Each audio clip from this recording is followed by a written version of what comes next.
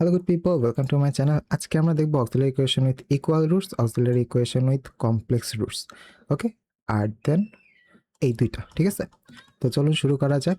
তো আমরা ফার্স্টে দেখি auxiliary equation with equal roots. তো লজিকটা কি এখানে? রুট রিপিটস এক্স্যাক্টলি কে টাইমস। ওই যে বললাম ইকুয়াল রুটস বলতে একই রুট দুইবার করবে, রিপিটেড রুটস যেটাকে বলা হয়, এই যে রিপিটেড রুটস, ঠিক আছে? তো রিপিটেড রুটস থাকলে কি হবে, আমরা আরবিটারি যে কনস্ট্যান্ট আছে সেটার সাথে এক্স যোগ করব, এক্স যোগ মানে গুণ করব পরেরটার সাথে। ওকে, যেমন c1 c2 x আর e to the power mx, যেহেতু আমাদের রুট হচ্ছে সমান। তো যেমন এটা একটা প্রবলেম, তো একটু বড় করে দিই তো বুঝতে সুবিধা হবে। ওকে, তো এখানে হচ্ছে দেখেন প্রবলেমটা হচ্ছে এরকম দেওয়া আছে। এখন বলছে অক্সিলারি ইকুয়েশন হচ্ছে এটা, ওই যে বললাম ডি কে হচ্ছে এম দ্বারা রিপ্লেস করলাম, তারপর হচ্ছে আমরা ফ্যাক্টরাইজ করব, তারপরে আমরা হচ্ছে রুটগুলো বের করব, তারপরে জেনারেল সলিউশন এই যে এটা। এখন মানে প্রশ্ন আসতে পারে যে এইগুলো তো অনেক ছোট ছোট দেখতেছে, এতগুলো এত বড় বড় ম্যাথগুলো দেখলাম, সামনে আরো বড় বড় ম্যাথ আছে, তো এই এত ছোট ছোটগুলো কি আসবে? আসলে এগুলো না ডিরেক্ট আসবে না, এগুলো হচ্ছে কি ম্যাথে প্রয়োজন পড়ে, যে সামনে যে ম্যাথগুলো আসবে না, ওই ম্যাথে দেখবেন একটা ছোট পার্ট হিসেবে এরা থাকবে, ঠিক আছে? তো এই জন্য এইগুলো আপনাকে বেসিকটা দেওয়া, যেন আপনারা ওই ধরনের ম্যাথগুলো খুব দ্রুত সলভ করতে পারেন। কারণ ওইখানে আপনার এই যে আমি এক পৃষ্ঠা ধরে যে ম্যাথটা করছি না, এটা আপনাকে এক লাইনে লিখতে হবে। তো এই জিনিসটা যেন আপনি করতে পারেন, এর জন্যই আসলে এই দুইটা কনসেপ্টটা শেখানো, ঠিক আছে? Auxiliary equation and arbitrary constant. তো পরেরটা আসি, auxiliary equation with complex roots when you solve quadratic equation like এরকম, দেন হচ্ছে আপনি B square minus four A C যদি ছোট হয়, ঠিক আছে, একটা স্ট্যান্ডার্ড ইকুয়েশনের B square minus four A C যদি ছোট হয় জিরোর থেকে, তার মানে ওইটা কি কমপ্লেক্স রুটস। কারণ কি হয় আপনি একটু খেয়াল করে দেখেন, এই রুট ওভার এর ভিতরে কিন্তু B square minus four A C থাকে।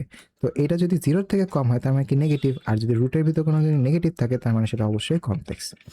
ওকে, তো এরকমই একটা কমপ্লেক্স ধরেন রুট পাইছি, এবং কমপ্লেক্সটা কি হয় কনজুগেটেড থাকে, সে না সব ছোটবেলায় আমরা পড়ছি এগুলা। তো আলফা হচ্ছে রিয়েল পার্ট আর হচ্ছে বিটা হচ্ছে ইমাজিনারি পার্ট, তখন আমরা হচ্ছে কি লিখতে পারি, Y is equals to c1 e to the power alpha plus beta I X plus c2 e to the power alpha minus beta I into X, এভাবে আমরা লিখতে পারি। তো এইটারে আমরা একটু সহজভাবে ট্রিগোনোমেট্রিক ফর্মে, আপনি এটা দিলেও কারেক্ট, কিন্তু আপনি এটা সহজভাবে ট্রিগোনোমেট্রিক ফর্মে দিলে আরও বেশি কারেক্ট। আমরা এইটাই ইউজ করি, রিয়েল ভ্যালু ট্রিগোনোমেট্রিক ভ্যালুগুলো ইউজ করি, c1 cos beta X, c2 sin beta X আর e to the power alpha X. তো এটাই হচ্ছে আমরা ইউজ করে থাকি। তো একটা problem, d to the power 4 plus 18d square plus 81 into Y is equals to 0। তো আমরা কি করবো, ফার্স্টে m দ্বারা রিপ্লেস করলাম, তারপর ট্রাই টু ফ্যাক্টরাইজেশন। তো এখানে আমরা ফ্যাক্টরাইজেশন করব, কিন্তু এটা তো কি বলে, আপনার ফ্যাক্টরাইজেশন করতে হবে এভাবে, যখন দেখবেন যে এটা ফেল করতেছে আপনারা এভাবে করে ফ্যাক্টরাইজেশন করবেন, এই যে M square plus 9 whole to the power square, এভাবে একটু খেয়াল করে দেখেন এই জায়গায় হচ্ছে কি কেমনে করে হচ্ছে আমি বিন্যাসটা করছি, ঠিক আছে? এভাবে বিন্যাস করে তারপর হচ্ছে আপনারা আপনাদের মানে কি বলে, এভাবে বিন্যাস করতে হবে। তারপর হচ্ছে এটা ইজ ইকুয়ালস টু 0 দেওয়া আছে, তার মানে হচ্ছে M square plus 9 is equals to 0। তো তখন হচ্ছে আমরা কি পাবো, এর পাশে 3 চলে আসবে, মাইনাস 3 চলে আসবে, তো plus minus 3i plus minus 3i, এরকম আমরা দুইটা পাবো, মানে টোটাল 4টা, কারণ m টু দি পাওয়ার 4, তার মানে আমাদের রুট কয়টা, আমাদের রুট হচ্ছে 4টা। তো দেখেন 1 2 3 4, ওকে, 4টা root. Identify alpha and beta. তো এখানে দেখতে পাচ্ছি আলফা হচ্ছে 0, কারণ এখানে 0 আছে মনে মনে, এটাও 0 আছে মনে মনে, আর বিটা হচ্ছে 3। তো জেনারেল সলিউশন কি, এটা যেহেতু দুইটা রুট সমান সেজন্য এখানে একটা এক্স অতিরিক্ত বসছে, ঠিক আছে? That's it.